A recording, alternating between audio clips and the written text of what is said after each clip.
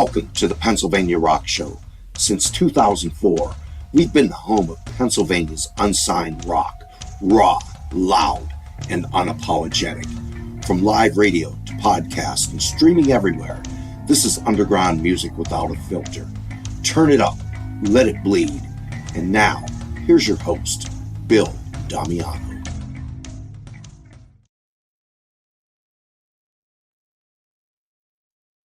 Welcome to Pennsylvania Rock Show, episode number 818. We're a little delayed, not only on starting time today, but it was supposed to be on Monday. But little power outage has set us back. This is, as I said, episode 808. We are on BuildtheScene.com, musicfrom412.com, kwradio.com, metalshop101.com,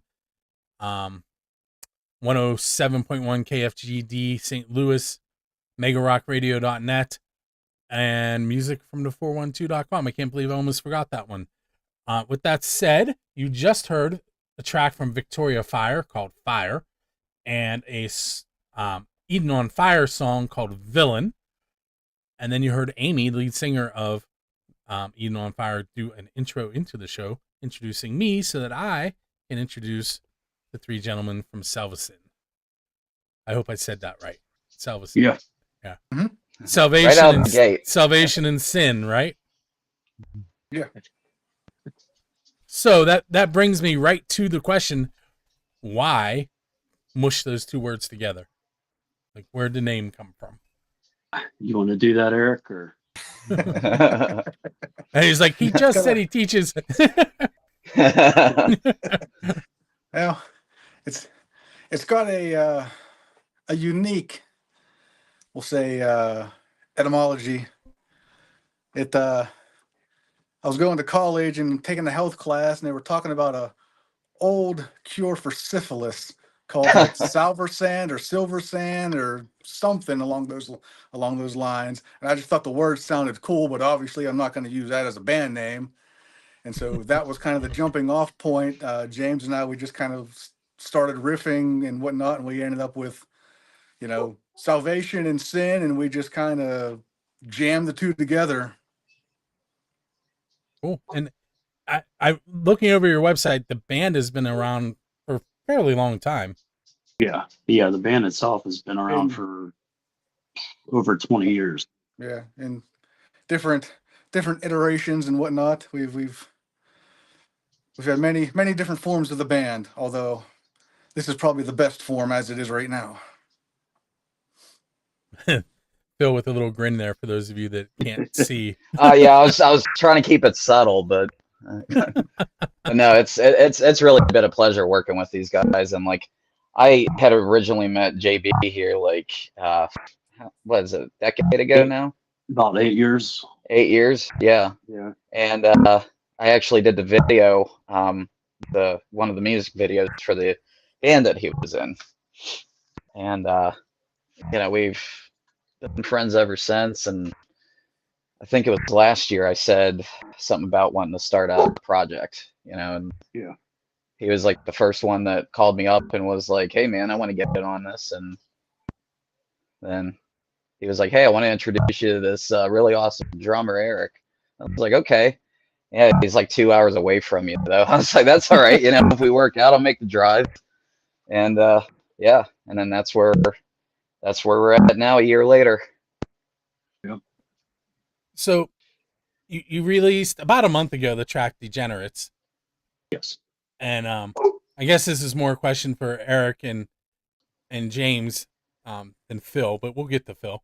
I'm assuming that this isn't the first track that you guys have recorded under the band with over 20 years. But what is the difference between recording this and recording in the past? Well, to be honest, this is the first professional recording that we've really done in the band. Everything else, it's all been live play and recording on like little old 4-track recorders and stuff like that. This is really kind of the first time we've taken the step and really, went for a full-on production as far as recording goes. And where did you record it at? My basement, where I'm sitting at right now. So let me think where I want to go with that. So you recorded it using a DAW and so it's still DIY, but technology is so much better now. Clearly, Right. like what me sitting in my living room and you guys all being in your own places. So like how like I keep saying like I'm gonna mess the show up tonight. Oh, well, cut it in post. Cut it in post. There's no time for that. So you got a window, right? I mean, it's already 5 days late. What's another hour? So what I'm trying to get at is how is the recording process different now than when you were using the 4 tracks and Yeah, I mean the 4-track stuff. It was all just kind of like demo stuff. Just James and I would come up with it. We called them 5-minute songs, basically. Come up with a riff, come up with a drum beat, put it down on tape just to have as a reference, and that's really kind of all we ever got around to doing. And then this time when Phil got involved, we kind of made the decision that we're gonna do this and we're gonna do it right. So what little equipment I didn't have already, I went ahead and picked up, and we just started doing it. Yeah, it's still an ongoing learning process also. So this show is 21 years old, so kind of in the same vicinity of when you guys started the band, and I'm constantly adding new things, so I get it. New technology comes, and so that kind of leads into my first unofficial question. I have two. I have an unofficial and an official question. The unofficial one is, what's the best pizza you've had because you're in a band? And usually that ends up being at a recordings session, so it kind of leads into that. And everyone's going, this is what he's asking us first? Well, it's funny because Monday when we were Monday we together, we ended up going and grabbing pizza. Yeah, honestly, when we're doing a recording session, we're kind of all business. Yeah, I bring a couple energy bars. That's about it. Yeah, I do energy bars, tea, water. No sugary things. Like, yeah, I mean, and we're all, pretty much sober from alcohol and everything. So, yeah, we just, whenever we get into the recording mode, we do it, and it's been such a wonderful process, though. It really has. Like, the collaboration between us is, you can definitely hear it in the songs and what we produce. So, Degenerates has been released. Do you have other stuff in the bucket ready to go? We're going to be releasing a song shortly. We just have to finish a couple little parts, and it's called Through the Gray. And I couldn't give you a time when it's coming out. Eric kind of handles that aspect, but I'd like to say by the end of next month. It'll, like I said, we got some tracks we're trying to do. It's going to be something different for us. We're trying to experiment a little bit with some new toys and whatnot to get the final tracks down on, we'll say tape, but not tape. But I bought Eric a really sweet cowbell that I cannot wait to play on one of our songs. So I'm pretty stoked about that. I'm gonna give you guys a warning on the cowbell. Black Ridge, I'm sure at least some of you have heard of them. They have a cowbell, and I was at one of their shows and somebody stole it. No. So keep an eye on the cowbell. Absolutely. I'm gonna have that thing attached to me. Put an air tag on it. All right, so we're gonna take our first break. That went really fast, right? Yeah, that was pretty painless. So we're going to listen to Degenerates. We're also going to listen to Awaiting Abigail and their track Left Out. And we'll be right back with SALVASIN.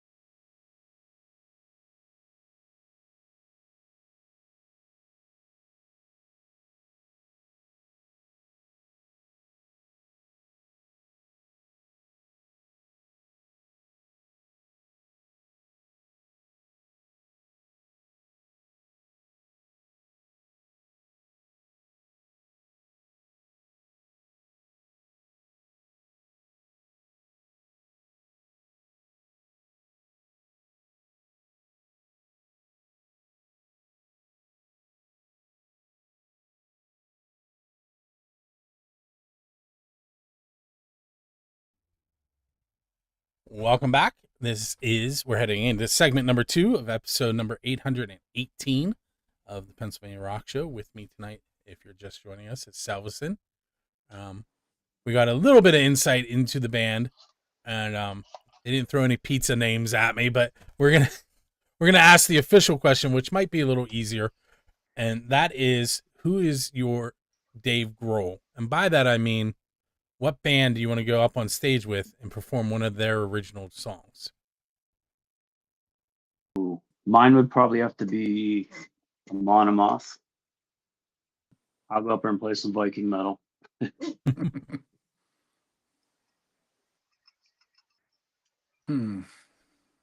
Okay, maybe it's harder.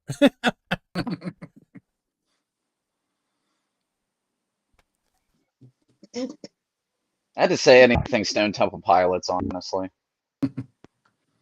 Yeah, I gotta be honest. I'm not a big cover person. I mean, I can, do the generic, throw out a Metallica or Guns N' Roses song or, something like that. But I don't know. I'm more of I'd rather just perform my own stuff. Yeah, I get that. What I'm asking is for an influence. Without asking for an influence. My earliest influences again would be Metallica, Guns N' Roses, 80s, 90s metal and rock. My grew up in a family of musicians, and one of my dad's biggest bands he liked to listen to was Kansas. I'm a big Kansas fan. I like Dream Theater, stuff like that. Kind of like the progressive rock stuff. If you were leaving a gig and there was a DeLorean sitting there with its door up in the air and a flux capacitor in the back, what band would you go back in time with and hang out with? Like Marty hung out with Chuck Berry's cousin. Who are you going to hang out with? Oh, wow. This is why I said I didn't do my homework earlier, by the way. Yeah. I definitely forgot to do my homework on this one. So you're looking for a band that's no longer around. Well, I mean, I'll tell you what, I would go back and jam with Randy Rhoads. Yeah. Okay, that's a good call.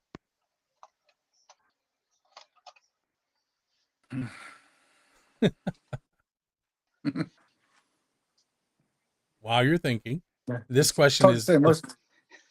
Most of the ones I'm interested in are still alive for the most part. Well, I mean, here's the thing. Johnny Angel was playing in the 50s, and he's still playing, so you can... Back when they were younger, Right. I think I'd rather hang out with them when they're older. I was never about that rock and roll, get drunk and do drugs thing. I'd say the Doors for me. Right after he said not being about. I know. That's the problem with hindsight. Walking around barefoot in the desert does not sound fun. I don't know. I've always wanted to try it. So if you guys don't hear from me for a while, say that I win the lottery or something, you'll know where I'm at, out there in the desert wandering around for a minute.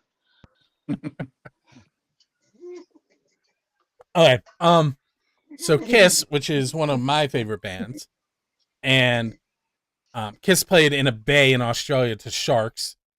Metallica has played in Antarctica. My friend Jazz from Jazz's Rock and Road Show and the band Half Wheel has played at the South Pole. He was standing next to the pole and played one of his original songs. What's a non-standard venue that each of you would like to play at?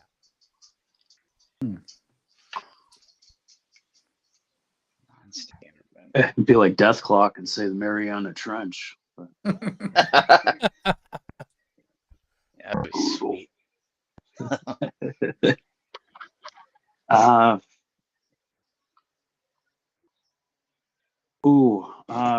trying to think what country. It's in Turk something Stan. They got the Turkmenistan or something like that. Yeah, they have that open gas pit, and they call it the Gate to Hell. Oh yeah. That would make an awesome video. It would. Right. Yeah. And correct me if I'm wrong, Phil, but you could video it. I could, yeah. And then, or accidentally fall in myself and. We have this video. It's almost done, but it can't be edited.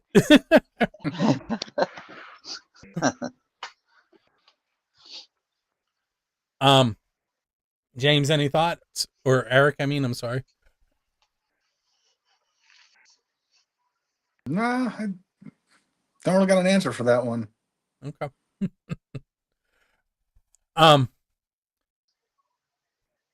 If you were able to sit down next to a musical idol and just carry on a conversation, first, who would you want to have that conversation with? And what do you think you might ask them?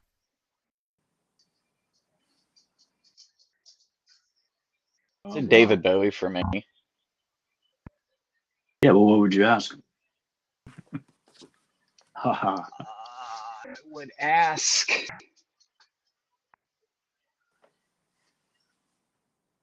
Would ask who would press his suits. He had the cleanest suits, you know. That is an Boy, awesome dude. question. And he would probably appreciate that too. He'd probably, all right, yeah, my suits were lovely. And then he starts singing Starman or something. Yeah, that'd be the ticket. I don't know, I think maybe. for me, just because it's fresh in my mind, I was watching a YouTube video the other day on the, I don't know if you're familiar with the drummer named Simon Phillips. I'm not.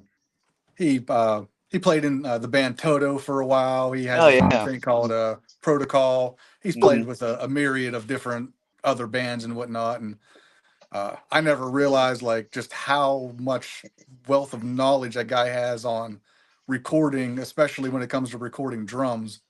So sitting down with him and chatting would be very interesting. Absolutely. I think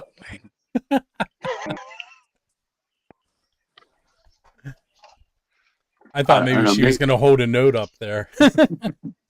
Yeah. I have teenagers. They're not here tonight, but normally they're in the room and I get notes from them while it's going on. Let's see. Okay, 2 minutes ish. If you could pinpoint the moment that you knew that you wanted to be a musician, could you do that? Oh yeah, I absolutely could on my end. But I'm going to give away how old I am when I say it, though. See all this gray? Yeah, I got it too. When I was in, had to be early junior high, like 5th, 6th grade. The video for Appetite, Welcome to the Jungle, by Guns N' Roses. That video came on MTV. And at that time, I'd been listening to a lot of music, but I just enjoyed the music.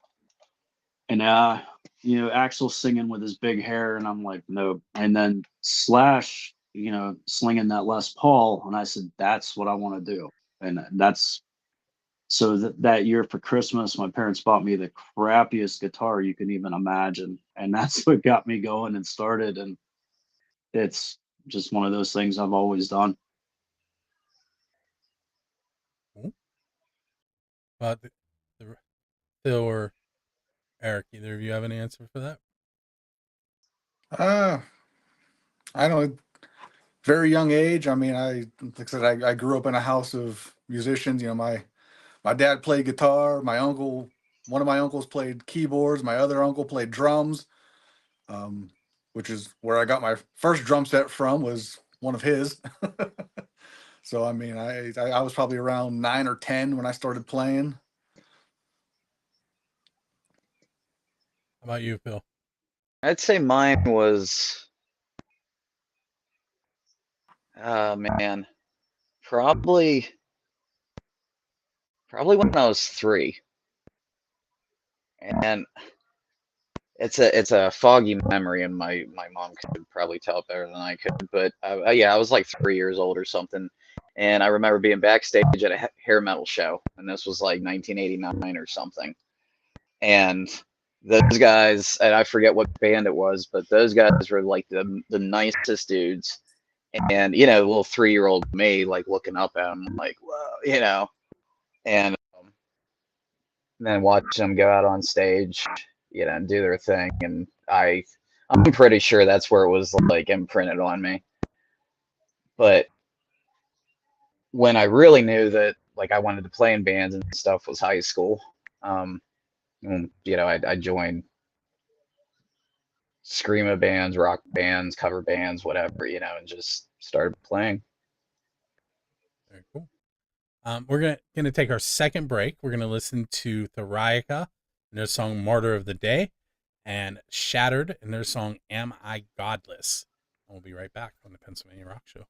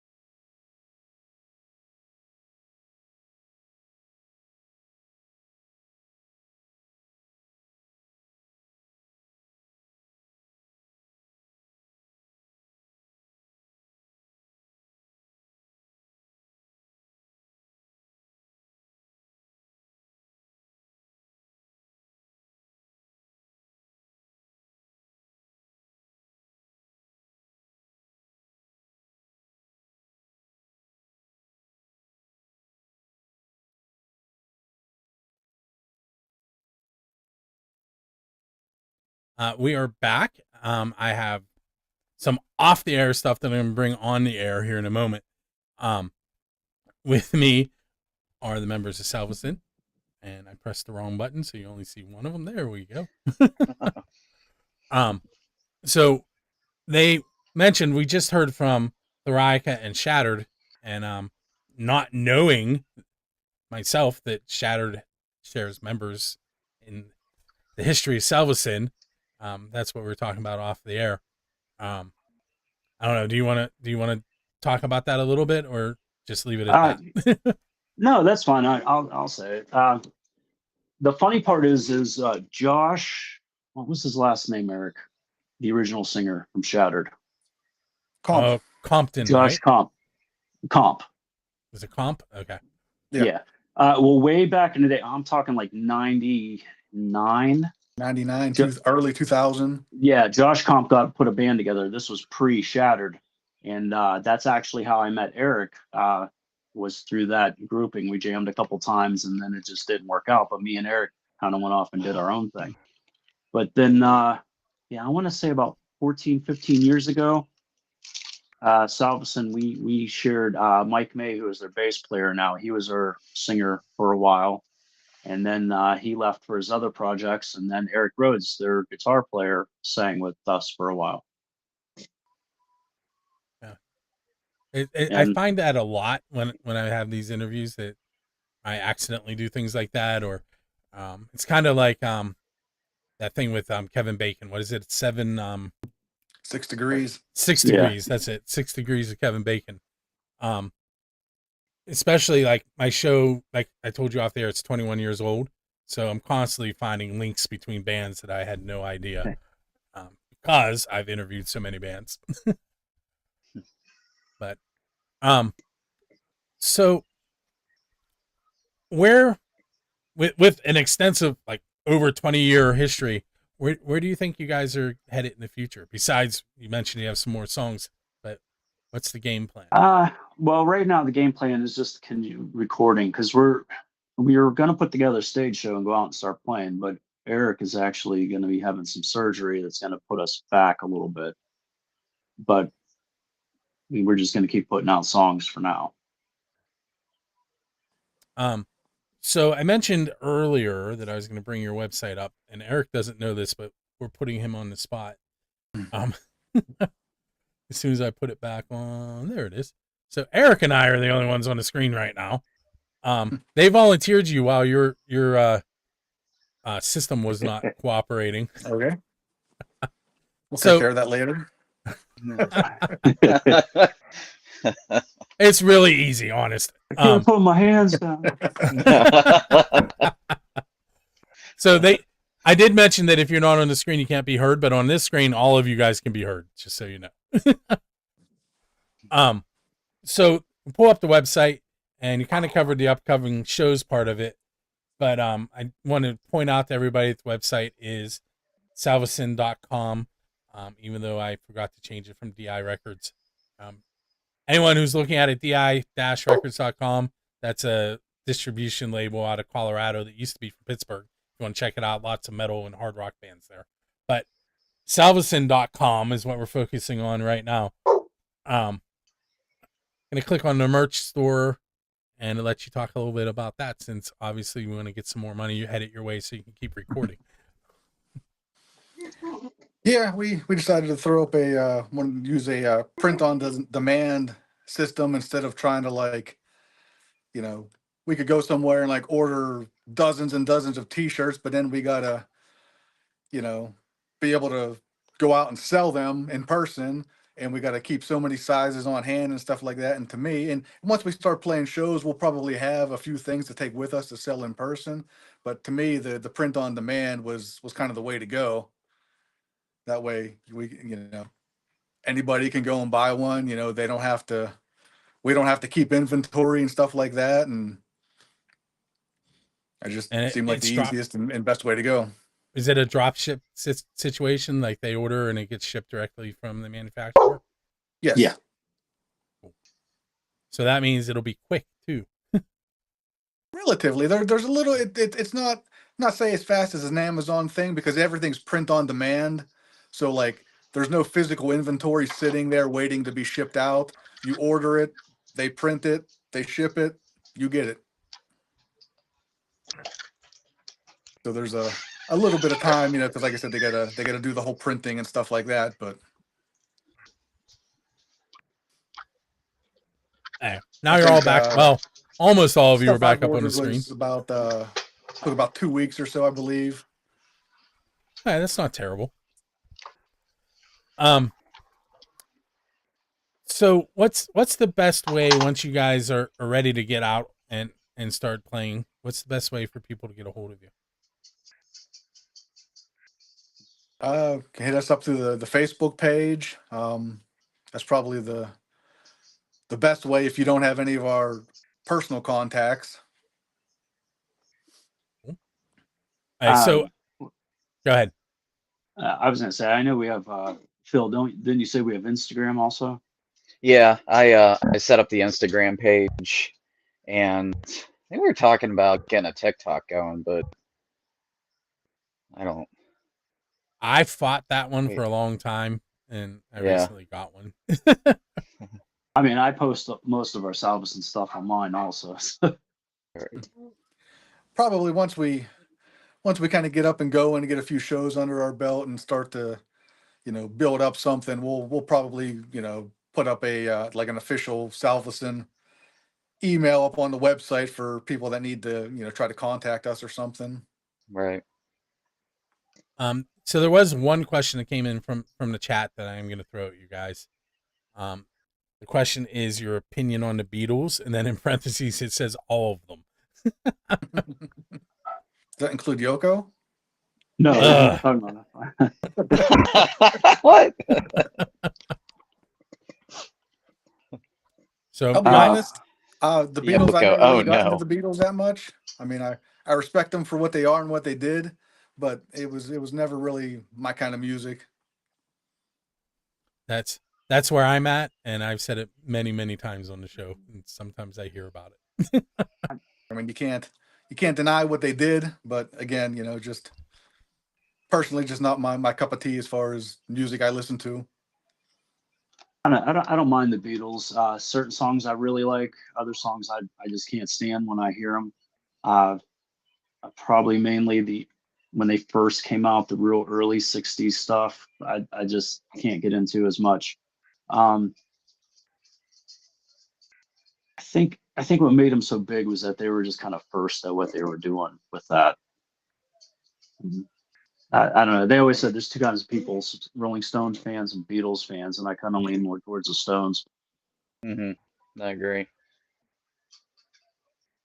That's where you're at too, Phil. So we're all kind of Yeah. saying we're glad they came along. They led to where we are, but not really our thing. Yeah. Pretty Okay, much. so the Beatles won't be sponsoring the show. So we have about 40 seconds left on my timer, and this is usually where I really put you on the spot and say, okay, you have 30 seconds to tell the world why they should listen to SALVASIN, and go. Just good hard rock music. Nothing. I mean, nothing pretentious. Just good solid rock. Yep. Good message. Good rock. Good times. Very cool. All right, so I want to thank you guys for hanging out and for coming back since Monday didn't work out for me. Yeah, of course. Thank you for having us. And yeah, I appreciate us having us on. So everyone head to salvasin.com, get a copy of Degenerates, and make sure you go out and support some local and unsigned bands this weekend. And that can be anything from sharing stuff on social media to buying merch to going to a show. There's so many ways to do it. Or creating a podcast and doing 818 episodes, right? That's a lot. With that said, we are going to head off into the evening. I have a couple more tracks for you. Actually, I have one more track for you. We're going to hear from Never Wake and their song The End, which is kind of fitting. And with that said, we will see you next week when I have Mimic on, which I'm going to let the cat out of the bag. Mimic was I'm using that word, was a cover band. They just released their first original track, and that's what we're going to be featuring next week. Thank you, guys. Thank you. Thanks. It is the end of the show, and that means it's time for me to spin the wheel and find out who Dressy Entertainment is giving 2 tickets to Burning Witches, Iron Brigade, and No Consequence on Tuesday, March 24th, at the Craft House Stage and Grill. If you do not win, but you want to go, those tickets range from $25.15 to $41.15. It is an all-ages show. The doors are at 6 p.m. The show is at 7:30 p.m.